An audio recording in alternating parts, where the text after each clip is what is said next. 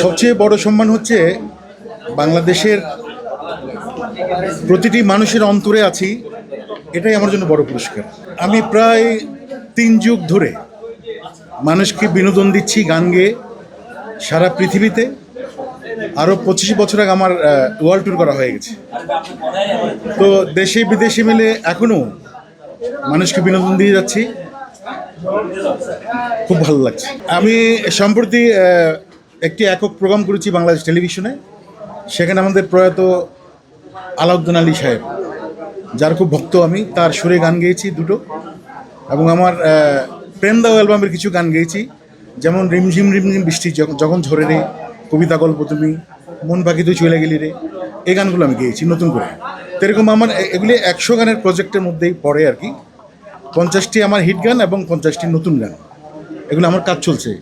এবং ভারতের নচিকেতাও আমার জন্য গান করেছেন, তার কথাও সুরে, সেগুলো আমি রিলিজ দিই। পুরোপুরি কোনো গানের জন্য অ্যাওয়ার্ড আমাকে দেওয়া হয়নি। আমার যে 3 যুগ ধরে আমি এই যে সার্ভাইভ করে যাচ্ছি জাতিকে, বাংলাদেশকে সারা পৃথিবীতে, মানে রিপ্রেজেন্টেটিভ হিসেবে আমরা বাংলাদেশকে রিপ্রেজেন্ট করি বাংলাদেশে, দেশের বাইরে।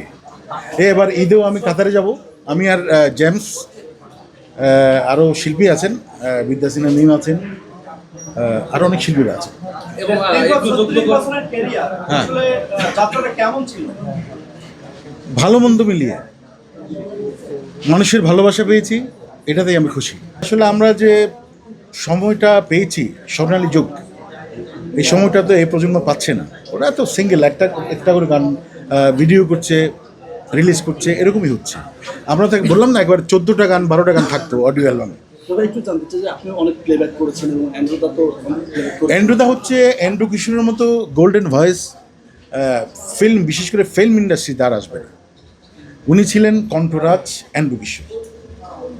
এই যে অ্যান্ড্রু কিশোরের পর আমরা দেখেছি তাকে নিয়ে আসলে তার মূল্যায়ন, সেটা আসলে হচ্ছে কিনা, আপনি কি মনে করেন যে তার জন্য তার নামে একটা স্মৃতি?